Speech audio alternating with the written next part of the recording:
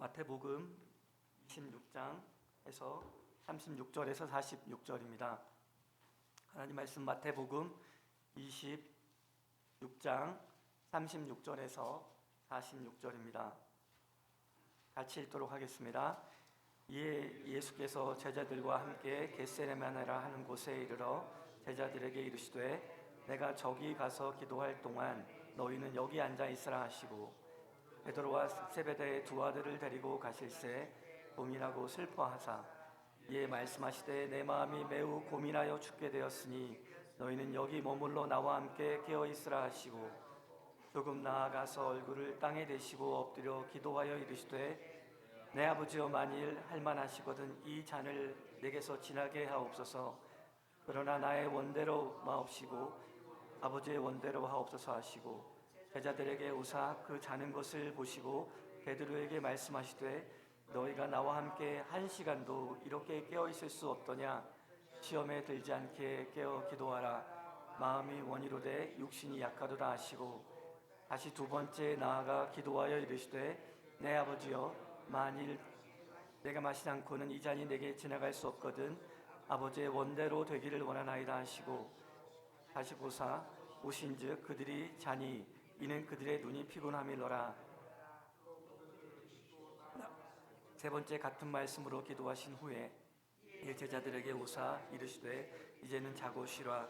보라 때가 가까이 왔으니 인자가 죄인의 손에 팔리리라.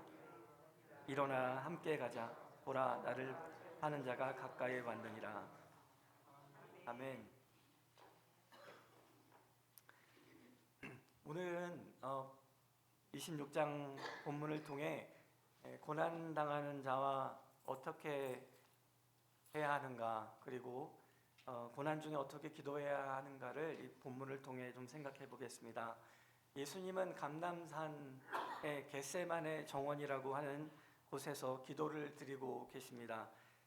제자들이 돌을 던지면 닿을 거리에서 주님께서는 기도하셨습니다. 메시아인 예수님이 간절히 기도할 때 천사들이 나타나 그의 기도를 도왔다라고 누가복음에는 말씀하고 있습니다. 예수님께서는 오늘 본문에 굉장한 고통을 겪으시고 고통을 드러내고 계십니다. 마태복음에서 오늘 본문까지 4번 정도 예수님께서 당신의 십자가의 죽음을 언급하셨습니다만 자기 마음 상태를 솔직하게 고백하신 건 이번이 처음이었습니다. 오늘 본문에 고민하고 슬퍼하사, 정제된 언어로 고민하고 슬퍼하사라고 되어 있는데 마가복음에서는 심히 놀라고 슬퍼하셨다라고 되어 있습니다. 이 심히 놀랐다는 단어는 그냥 깜짝 놀랐다는 수준이 아니라 공포에 질려서 몸서리치시고 압도적인 두려움에 사로잡혔다라는 의미가 담겨 있습니다. 예수님께서는 십자가의 고난뿐만 아니라 온 인류의 죄를 지고 하나님으로부터 단절돼야 되는 그 고난이 예고되어 있었습니다. 예수님께서는 자기의 십자가의 죽음을 벗어나게 해달라고 주께 기도를 드렸지만 그 기도가 외면당하였습니다. 예수님이 공포에 질려 기도하셨던 이유 중에 하나는 바로 십자가의 죽음인데 이 십자가의 길이 바로 이제 예수님이 겪게 될 이 고통은 채찍질로 인해서 금속 파편이 박힌 가죽으로 전신을 두드려 맞고 피부와 근육이 뜯어져 나가는 고통이 예고되어 있었습니다. 그리고 손목과 못질, 손목의 못질, 요골과 척골 사이에 신경이 못에 박혀지면 의사들의 말에 따르면 불인두를 몸에 닿아서 지지는 격렬한 고통이 느껴지는 것이라고 합니다. 발에 못질을 가하면 호흡을 할 때 몸이 올라가야 되는데 극심한 고통을 겪게 되고 양팔을 벌려 가슴 근육을 압박하게 되면 과도한 호흡으로 인해서 숨을 들이쉬지만 내뱉을 수 없는 결국 십자가의 죽음은 질식사라고 얘기를 합니다. 감당하기 힘든 십자가의 고통을 겪는 예수님께서는 모세혈관이 터지면서 혈액이 땀샘으로 흘러나와서 땀과 함께 배출되는 혈한증이라고 하는 증상을 겪으셨고 누가복음에서는 예수님이 땀방울을 핏방울처럼 흘리셨다라고 표현하고 있습니다. 이렇게 예수님이 겪었던 고통은 엄청난 고통이었다고 얘기하고 있습니다.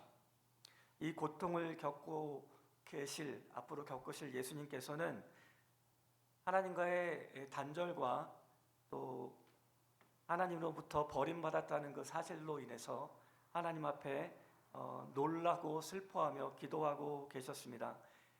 이 장면을 베드로와 요한과 야고보가 함께 바라보게 하십니다. 어떻게 고난을 당하는 그리스도와 함께 해야 하는가를 주님이 그들이 보고 배우기를 원하셨습니다. 저는 38절에 나와 함께라는 단어에 좀 집중하게 되었습니다. 나와 함께 있으라. 주님이 원하셨던 것은 제자들이 당신과 함께 하는 것이었습니다. 물론 기도를 배우게 하기를 원하셨고 또 십자가의 죽음과 부활을 직접 본 증인으로 영적인 깨달음을 그들이 겪어야 하기 때문에 옆에 두었던 것은 분명하지만 주님께서는 함께 아파하고 고통스러워하기를 원하셨고 그리고 주님의 아픔을 깨닫는 시간이 되기를 원하셨던 것 같습니다. 인간으로 겪는 격심한 고뇌 가운데 가까운 친구들이 하나님의 임재 안에서 정서적으로 지지해 주기를 원하셨던 것 같습니다.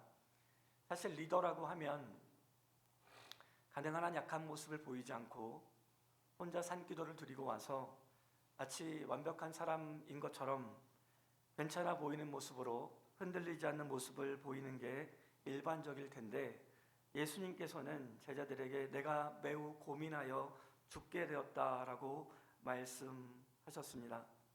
내가 공포에 절려 몸소리치며 기도하는 모습을 보여주셨던 것입니다. 하나님이 개입하지 아니하시면 안 될 만큼 힘들고 좌절스러운 상황을 만난 사람에게 우리가 할 수 있는 가장 큰 선물과 축복은 함께 있어주는 것입니다. 이것이 주님의 명령이었습니다. 여기 머물러라. 3번이나 고통스럽게 기도하는 장면을 보여주며 여기 함께 있어 달라라고 얘기했습니다. 함께 있어주는 것이 큰 위로라고 얘기하고 계십니다. 예수님의 이름이 임마누엘 아닙니까? 백성들과 함께 하시는 예수 그리스도. 예수님은 세리와 죄인들과 함께 식사하셨고 삭개오에게 먼저 찾아가 내가 너의 집에 유해야 하겠다라고 말하셨습니다. 아무도 찾아오지 않는 집에 찾아가 주는 것이 삭개오에겐 엄청난 위로였을 것입니다. 나사로가 죽었을 때에도 마리아와 사람들에게 보시고 심령의 비통이 여기사 불쌍히 여기시며 함께 슬퍼하셨습니다. 좌절스럽고 힘들어하는 지체에게 우리가 할 수 있는 것은 함께 있어주고 함께 대화하는 것입니다. 만일 한 지체가 고통을 받으면 모든 지체가 함께 고통을 받고 한 지체가 영광을 받으면 모든 지체가 즐거워하느니라. 너희는 그리스도의 몸이요 지체의 각 부분이라. 저는 본문을 통해 우리 주변에 마음이 매우 고민스럽고 거의 죽게 된 사람이 있는가 살펴보았으면 좋겠다 생각이 들었습니다.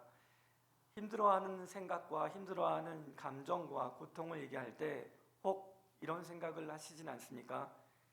왜 저 얘기를 나한테 하고 하다냐? 왜 저렇게 고민스러운 걸 나한테 얘기하지? 나더러 어떡하라고?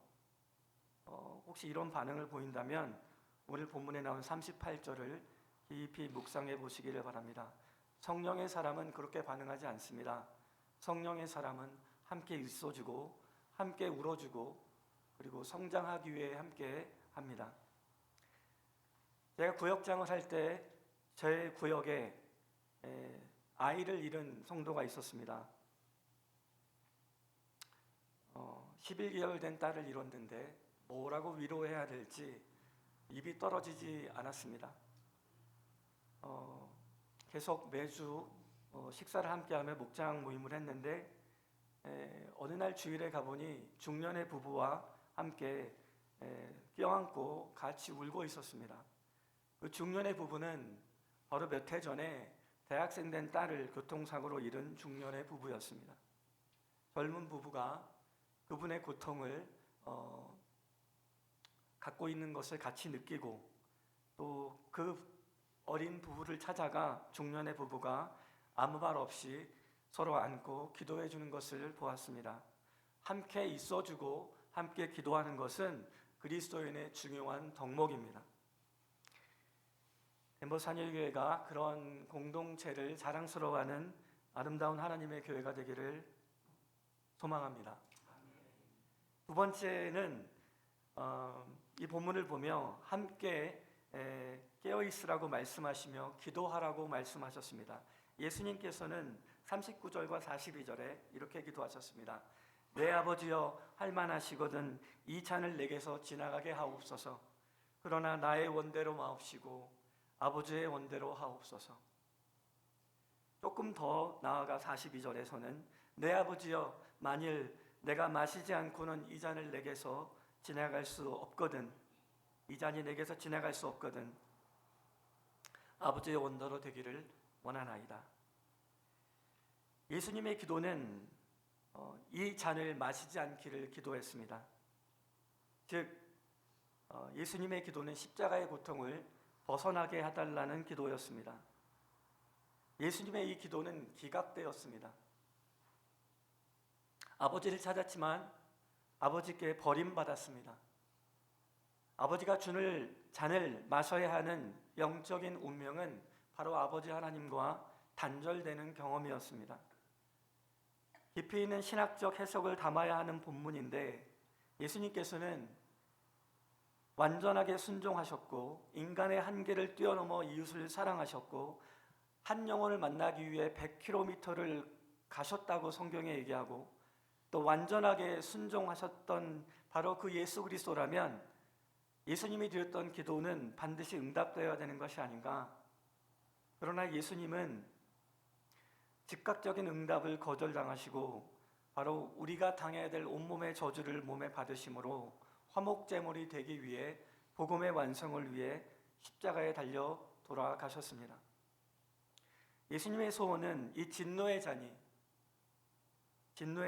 고통스러운 십자가의 죽음이 회피되는 것이었습니다. 그러나 주님께서는 우리를 위해서 그것을 그대로 하나님이 일으키는 사건을 믿음으로 받아들이게 되셨습니다.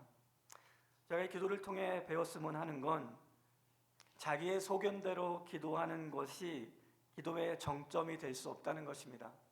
내 마음에 원하는 소원을 고백함으로 기도가 완성되지 않는다는 것입니다.